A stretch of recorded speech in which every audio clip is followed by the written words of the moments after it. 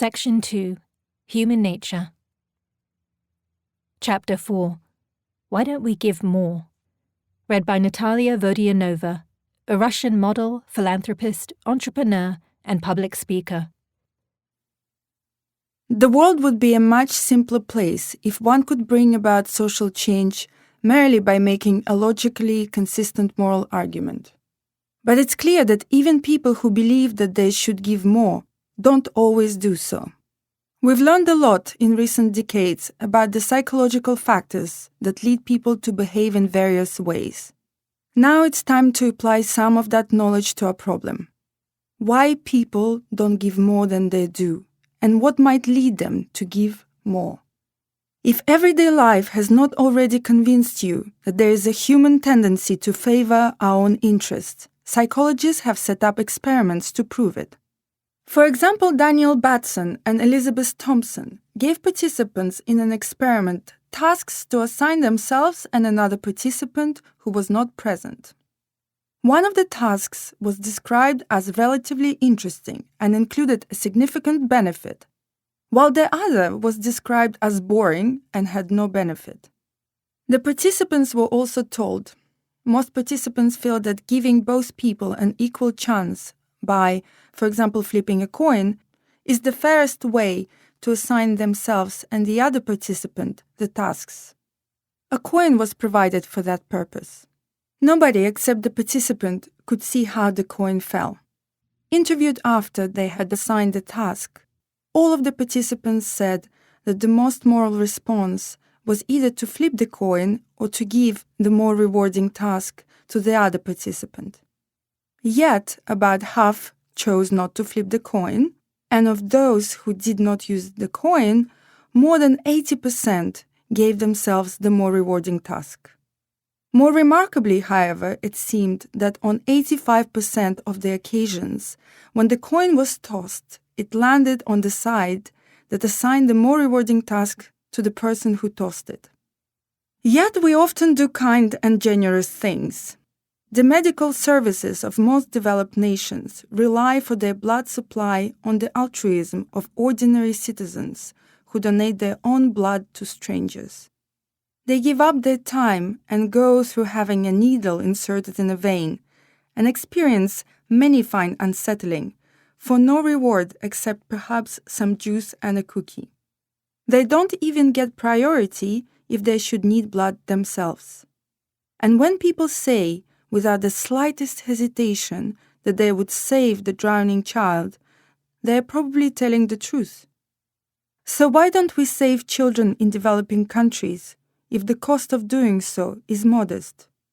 Beyond a simple battle between selfishness and altruism, other psychological factors are at work, and in this chapter I will describe 5 of the most important ones. The identifiable victim. Researchers seeking to find out what factors trigger generous responses paid participants in a psychological experiment and then offered them the opportunity to contribute some of the money to Save the Children, an organization that helps children in poverty, both in the United States and in developing countries. One group was given general information about the need for donations, including statements like, "Food shortages in Malawi are affecting more than 3 million children." A second group was shown a photo of a 7-year-old Malawian girl named Rokia. They were told that Rokia is desperately poor and that her life will be changed for the better by your gift. The group receiving information about Rokia gave significantly more than the group receiving only general information. Then a third group was provided with the general information, the photo, and the information about Rokia. That group gave more than the group that had received only the general information, but still gave less than the group that had received only the information about Rokia. Indeed, even adding a second identifiable child to the information about Rokia while providing no general information led to a lower average donation than when only one child was mentioned. The subjects of the experiment reported feeling stronger emotions when told about one child than when told about 2 children. Another study produced a similar result. One group of people was told that a single child needed life-saving medical treatment costing $300,000. A second group was told that 8 children would die unless they were given treatment that could be provided for all of them at a total cost of $300,000. Again, those told about the single child gave more. This identifiable victim effect leads to the rule of rescue. We will spend far more to rescue an identifiable victim than we will to save a statistical life. Consider the case of Jessica McClure, who was 18 months old in 1987 when she fell into a dry well in Midland, Texas. As rescuers worked for 2.5 days to reach her, CNN broadcast images of the rescue to millions of viewers around the world. Donors sent in so much money that Jessica ended up with what was reported to be $1 million trust fund.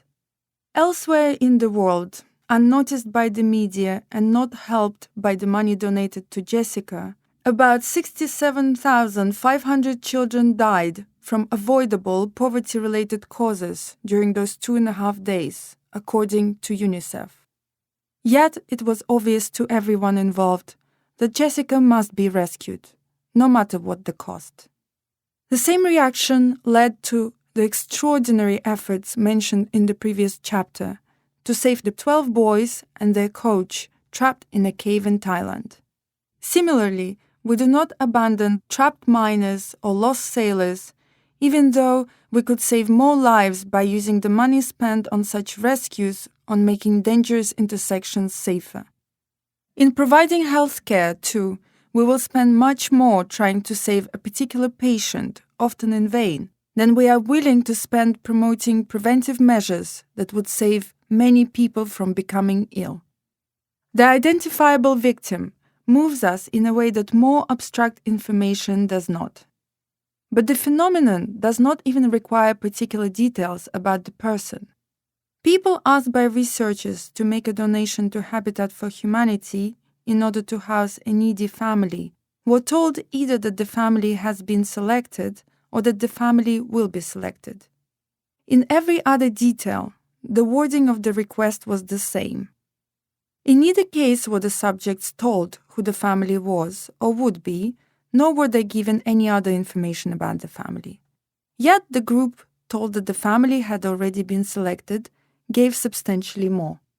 Paul Slavik, a leading researcher in this field, believes that the identifiable or even predetermined person appeals to us so much because we use 2 distinct processes for grasping reality and deciding what to do: the effective system and the deliberative system. The distinction was popularized by Daniel Kahneman in his 2011 bestseller, Thinking Fast and Slow. The effective system is grounded in our emotional responses. It works with images, real or metaphorical, and with stories, rapidly processing them to generate an intuitive feeling that something is right or wrong, good or bad. That feeling leads to immediate action. The deliberative system draws on our reasoning abilities rather than our emotions, and it works with words, numbers, and abstractions rather than with images and stories. These processes are conscious, and they require us to appraise logic and evidence.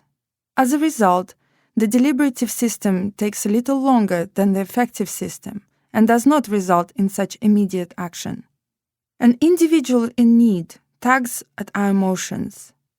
That's our affective system at work. Mother Teresa expressed this well. If I look at the mass, I will never act. If I looked at the one, I will. If we pause to think about it, we realize that the mass is made up of individuals, each with needs as pressing as the one. We also know that it's better to act to help that individual plus an additional individual than to help just the one. And even better to help those 2 individuals plus a 3rd individual, and so on. We know that our deliberative system is right. Yet, for Mother Teresa, as for many others, this knowledge lacks the impact of something that tugs on our emotions the way a single needy person does. More evidence about the distinctive ways in which these two systems work comes from further experiments carried out by the same team that compared the responses of people given information about Rokia with those given more general information. This time, the researchers were investigating whether rousing the emotions of the research subjects would lead them to respond differently to the two kinds of information. Once again, the participants all completed a standard survey, and then one randomly selected group was given emotionally neutral questions, for example, math puzzles, while the other group was given questions designed to arouse their emotions. For example, when you hear the word baby, what do you feel? Then everyone was given the opportunity to donate some of their participation payment to a charity. But for half of each group, the information included Rokia only, while the other half was given the more general information about people in need. Those who had answered the emotionally arousing questions and received the information about Rokia gave almost twice as much as those who were given the same information but had responded to the emotionally neutral questions. But the amount given by those who received the general information was not significantly affected by the questions they had answered. Our response to the images and stories, and thus to identifiable victims, is dependent on our emotions. But our response to more abstract facts, conveyed in words and numbers, remains much the same, whatever the state of our emotions. Parochialism. 250 years ago, philosopher and economist Adam Smith invited his readers to reflect on their attitudes to distant strangers by asking them to imagine that the great empire of China, with all its myriads of inhabitants, was suddenly swallowed up by an earthquake. Consider, he then asked his readers, how a man of humanity in Europe, who had no special connection with that part of the world, would receive the news. Whatever that person might say, Smith contends, he would pursue his business or his pleasure, take his repose or his diversion with the same ease and tranquility as if no such accident had happened. The tragic earthquake that struck China's Sichuan province in 2008 showed that Smith's observation still holds. Though the earthquake killed 70,000 people, injured 350,000 people, and made nearly 5 million homeless, its impact on me was quite temporary. Reading about the deaths and seeing the devastation on television aroused my sympathy for the families of the victims, but I did not stop work, lose sleep, or even cease to enjoy the normal pleasures of life. No one I knew did. Our intellect, our deliberative system, takes in the news of the disaster, but our emotions are rarely disturbed by tragedies that occur to strangers far away, with whom we have no special connection. Even if we are moved to donate to emergency relief, hearing such terrible news does not change our lives in any fundamental way. At our best, we give far less to help foreigners than we give to those within our own country. The tsunami that struck Southeast Asia just after Christmas 2004 killed 220,000 people and rendered millions homeless and destitute. It prompted Americans to give $1.54 billion for disaster relief work, the largest amount that Americans have ever given after any natural disaster outside the United States. But it was less than a quarter of the $6.5 billion Americans gave the following year to help those affected by Hurricane Katrina, which killed about 1,600 people and left far fewer homeless than the tsunami. An earthquake in Pakistan in October 2005 that killed 73,000 people elicited a comparatively low $150 million in donations from Americans. The earthquake was the only one of these three tragic events that was not caught on video and so did not result in dramatic and oft-repeated television coverage. Bear in mind that the victims of the American disaster were also being helped by a government with far greater resources than the governments of the countries struck by the tsunami and the earthquake. Discomforting as our relative indifference to people in distant countries may be, it is easy to understand why we are like this. Our species has spent millions of years evolving as social mammals, with offspring who need their parents' care for many years. For most of these millions of years, parents who did not care for and help their children survive during this period of dependence were unlikely to pass on their genes. Hence, our concern for the welfare of others tends to be limited to our kin and to those with whom we are in cooperative relationships, and perhaps also to members of our own small tribal group. Even when nation-states formed and tribal ethics began to be superseded by the requirements of the larger entity, the intuition that we should help others usually extended only to helping our compatriots. In Bleak House, Charles Dickens lends his support to parochialism by ridiculing the telescopic philanthropy of Mrs. Jellyby, who could see nothing nearer than Africa. She dedicates herself to a project that aims to educate the natives of Beriabula Ga on the left bank of the Niger. But her house is a mess and her children are neglected. It was easy for Dickens to make fun of Mrs. Jellyby, for such philanthropy was, in his day, misguided. It was hard to know whether people far away needed our help. If they did, it was even harder to find effective ways of helping them. Anyway, there were many British poor in circumstances scarcely less desperate. In noting the limits to our sympathy for those far away, Adam Smith said that this state of affairs seems wisely ordered by nature. Since those far from us are people we can neither serve nor hurt. If we cared more, it would produce only anxiety to ourselves, without any manner of advantage to them. Today, these words are as obsolete as the quill with which Smith wrote them. As our response to the tsunami vividly demonstrated, instant communications and air travel mean that we can help those far from us in ways that were impossible in Smith's day. In addition, the gap between the living standards of people in affluent countries and those in low-income countries has increased enormously, so that those of us living in industrialized countries have greater capacity to help those far away and greater reason to focus our aid on them. Far away is where the vast majority of the extremely poor are, and where charitable dollars can go the farthest. Futility.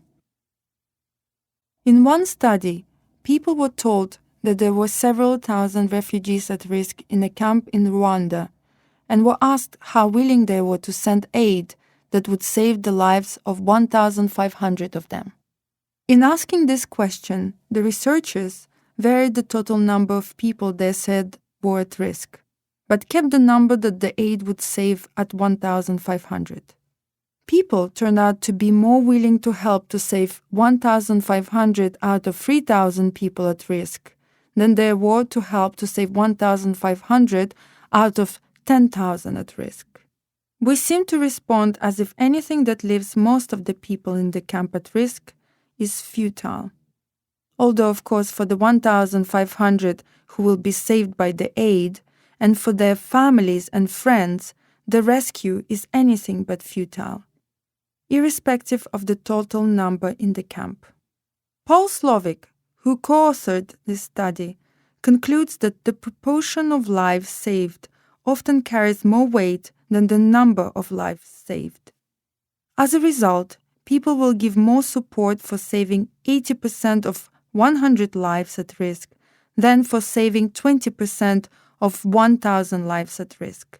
In other words, for saving 80 lives rather than for saving 200 lives, even when the cost of saving each group is the same. Perhaps Gaetano Cipriano, who we met in Chapter 3, reveals an element of this way of thinking when he says, "I can't change the world, but I try to make my little corner of the world a little bit better every day." Cipriano is a wealthy man, but he can't really change Newark, New Jersey either. He can only help some of the poor there. Still, he can help a bigger proportion of the poor in Newark than of the world's poor. People say that donating to the poor is drops in the ocean, implying that it's not worth giving because no matter how much we do, the ocean of people in need will seem just as vast as it was before. The high school students introduced in the previous chapter said, referring to poverty, "It's going to go on, and there will never be enough money to help all these people." These are all examples of what psychologists label futility thinking. The diffusion of responsibility. We are also much less likely to help someone if the responsibility for helping does not rest entirely on us.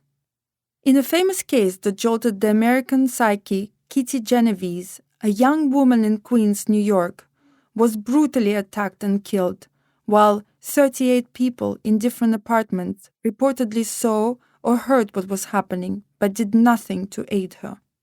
The revelation that so many people heard Genovese's screams, but failed even to pick up the phone to call the police, led to a national debate about what kind of people we have become. The public debate that followed the Kitty Genovese murder led psychologists John Daly and Beeb Latane to explore the phenomenon of diffusion of responsibility. They invited students to participate in a market research survey.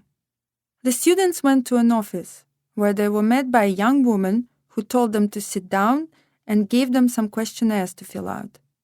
She then went into an adjacent room separated from the office only by a curtain. After a few minutes, the students heard noises, suggesting that she had climbed on a chair to get something from a high shelf, and the chair had fallen over. She cried out, "Oh my God, my foot! I can't move it. Oh, my ankle. I can't get this thing off me." The moaning and crying went on for about another minute. Of those students who were alone in the adjoining room filling out the market research survey, 70% offered to help. When another person, who appeared to be a student completing the survey, but was in fact a stooge, was also present, and that person did not respond to the calls for help, only 7% offered to help. Even when two genuine students were together in the room, the proportion offering to help was much lower than when there was only one student. The diffusion of responsibility had the market inhibiting effect, the bystander effect. Other experiments have yielded similar results. The sense of fairness. Nobody likes being the only one cleaning up while everyone else stands around. In the same way, our willingness to help the poor can be reduced if we think that we would be doing more than our fair share. People considering giving a substantial portion of their disposable income can't help but be aware that others, including those with loads of disposable income, are not doing the same. Imagine that instead of traveling somewhere warm for your winter vacation, you decided to stay at home and use the money you would have spent on the vacation to donate to Helen Keller International's Vitamin A supplementation program, which is a very low-cost way of preventing blindness and reducing the risk of severe infections. Then you run into your neighbors and they tell you about the great time they had sailing and scuba diving in Grenada. Would that make you less likely to forego your vacation next year so that you could donate? So strong is our sense of fairness that to prevent others from getting more than their fair share, we are often willing to take less for ourselves. In the ultimatum game, two players are told that one of them, the proposer, will be given a sum of money, say $10, and must divide it with the second player, the responder. But how the money is divided is up to the proposer, who can offer as much or as little as she wishes. If the responder rejects the offer, neither will get anything. The game is played only once, and the players' identities are not revealed, so their decisions will not be influenced by any thoughts of payback if they should meet again. If the players acted purely from self-interest, the proposer would offer the smallest possible amount, and the responder would accept it, because after all, even a little is better than nothing at all. But across many different cultures, most proposers offer an equal split of the money. That offer is invariably accepted. Occasionally, however, proposers behave as economists would expect them to, and offer less than 20%. Then most responders confound the economists by rejecting the offer. Even monkeys will reject a reward for a task if they see another monkey getting a better reward for performing the same task.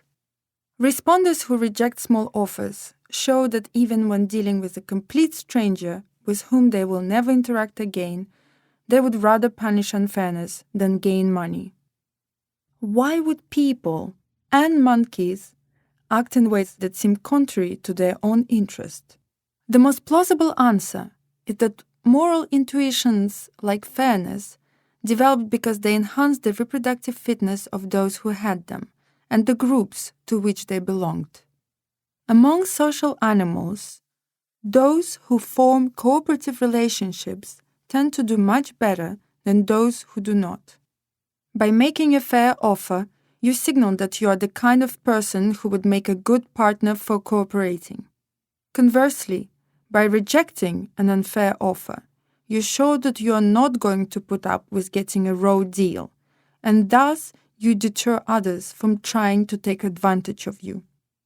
There are also social advantages to such intuitions. A society in which most people act fairly will generally do better than one in which everyone is always seeking to take unfair advantage, because people will be better able to trust each other and form cooperative relationships. Psychology, evolution, and ethics. To many, the intuitions discussed in this chapter amount to a reasonable rejoinder, gathered under the general notion, it's not in our nature, to arguments for the moral necessity to give to the distant poor. And at first glance, the moral judgment that we should help the victim we can see, rather than the victim we can't, does feel right. If we think again, however, the intuition doesn't stand up to examination. Suppose that we are in a boat in a storm and we see two capsized yachts. We can either rescue one person clinging to one upturned yacht, or 5 people whom we cannot see but we know are trapped inside the other upturned yacht. We will have time to go to only one of the yachts before they are pounded onto the rocks, and most likely anyone clinging to or inside the yacht we do not go to will be drowned. We can identify the man who is alone. We know his name and what he looks like, although otherwise we know nothing about him and have no connection with him. We don't know anything about those trapped inside the other yacht, except that there are 5 of them. If we have no reason to think that the single identifiable victim is in any way more worthy of rescue than each of the 5 non-identifiable people, surely we should rescue the larger number of people. What's more, if we put ourselves in the position of the people needing to be rescued, but without knowing which of the 6 we are, we would want the rescuers to go to the capsized yacht with 5 people, because that will give us the best chance of being rescued. The same is true for each of the other 4 psychological factors we have investigated. Our parochial feelings are a restriction on our willingness to act on our capacity, both financial and technological, to give to those beyond the borders of our nation, and thereby to do much more good than we can do if our philanthropy stops at those borders. Bill Gates, the master of global technology, has understood and acted on the ethical implications of the fact that we are now one world. His philanthropy is primarily focused on doing the most good in the world as a whole. When asked by an interviewer for Forbes what advice he'd offer the next US president to improve American competitiveness and innovation, Gates batted the question straight back, saying, "I tend to think more about improving the entire world as opposed to relative positions." Otherwise, you could say, hey, World War II was great because the US was in its strongest relative position when that was over. Even less defensible than parochialism are the feelings of futility that lead us to focus on the number of people we cannot help rather than the number we can. The drops in the ocean response to the argument for giving aid overlooks the fact that my aid will help specific individuals, families, or even villages, and the good that I do for them is not lessened by the fact that there are many more needy people I cannot help. Others find intuitive appeal in the diffusion of responsibility. Thus they believe that I have a stronger obligation to save the drowning child than to donate to provide bed nets that will save the lives of children who would otherwise die from malaria. Because I'm the only person in a position to save the drowning child, whereas 1 billion or more people could donate to provide bed nets.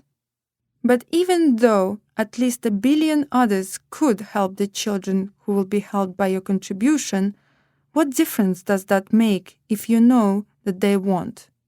Or anyway, that not enough of them will for all of the families in malaria-prone regions to be provided with nets. Patterns of behavior that helped our ancestors survive and reproduce may, in today's very different circumstances, be of no benefit to us or to our descendants.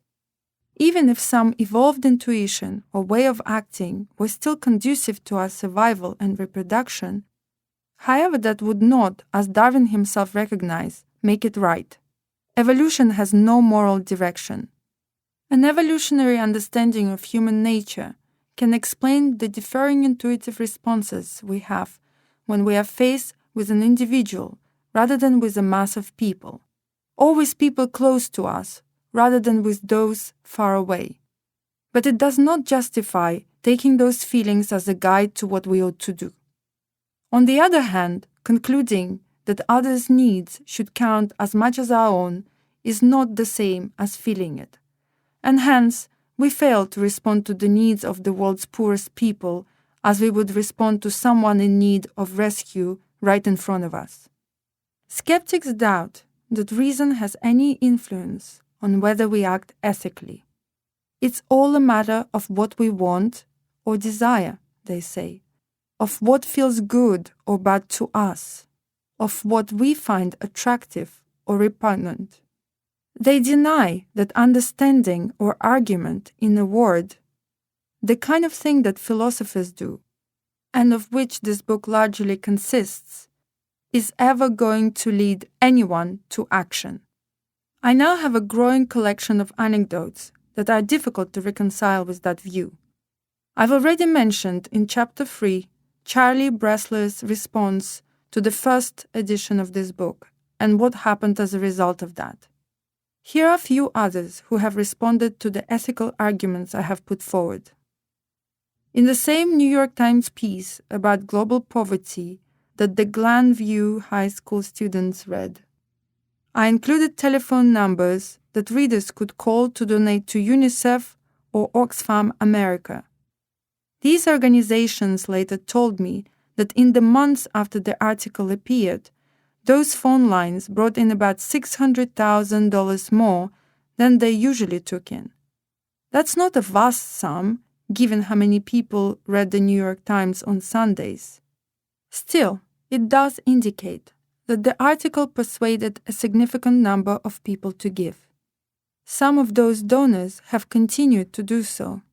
Several years after the article was published, I have been told someone came to the Oxfam office in Boston, took a carefully preserved copy of my article out of her bag, and told the staff that she had been meaning to give to the organization ever since reading it. She has since become a major donor. Kate Grant, the executive director of Fistula Foundation, one of the Life You Can Save's current recommended charities, has told me that many donors come to her organization as a result of reading my work. On one occasion she wrote, "Next month, the young man who has given us a total of $700,000 will be traveling with me and our board to Kenya to see our hospital network there. He found us because of you." Dean Spears and his wife Diane Coffey was so impressed by reading my article, Famine, Affluence and Morality, that they read the story of the drowning child in the pond at their wedding. More significantly, instead of seeking academic jobs, the newlyweds went to live in India, where they started an organization called RISE, which stands for Research Institute for Compassionate Economics. The organization is dedicated to understanding the lives of poor people, especially young children, and to promoting their well-being. Dean and Diane began working on the problem of open defecation, then a neglected issue with, in his words, terrible and lasting consequences for early life health. They wrote a book on the topic called Where India Goes. Since then, RISE has broadened its work to include maternal nutrition, air pollution, and social inequality more generally. Chris Croy's ethics class at St. Louis Community College in Merrimack, Missouri, was told to read Famine, Affluence, and Morality, as well as a critique by the philosopher John Arthur, asserting that if my argument was sound, it wouldn't just require us to donate money to charities, but also to donate our kidneys, because that would also do a lot of good without causing comparable harm to the donor. Arthur thought that implication couldn't be right, and therefore my argument must be mistaken. Chris questioned that. Perhaps he really should donate a kidney to a stranger. He discussed it with a friend and thought about it for a long time before calling a hospital and eventually donating a kidney to whoever could use it most. Later he got a call from the grateful recipient, a school teacher at a school that served mostly poor children.